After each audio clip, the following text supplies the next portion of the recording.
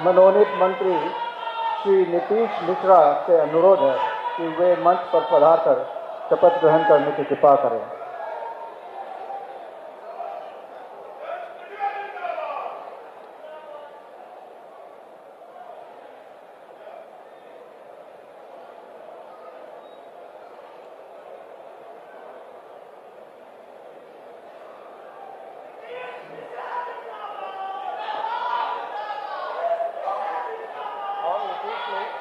शपथ लेगी यह विधि द्वारा स्थापित भारतीय संविधान प्रति सात श्रद्धा और निष्ठा राखब।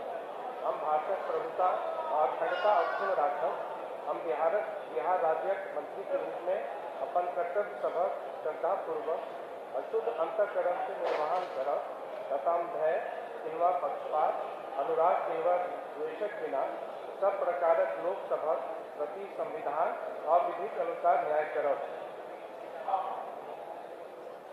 हम नीतीश मिश्र ईश्वरक शपथ दै छी जे विषय बिहार राज्य मंत्री के रूप में हमर विचारक लेल आनल जाए अथवा हमरा ज्ञात होए ओकरा कोनो व्यक्ति किनवा व्यक्ति सभक तारीख अतिरिक्त जखन एहन मंत्री रूप में अपन कर्तव्य सभक समयक निर्वाहक लेल एहन करब अपेक्षित होए हम प्रत्यक्ष अथवा अप्रत्यक्ष रूप से संसूचित किनवा प्रकट नहीं करब।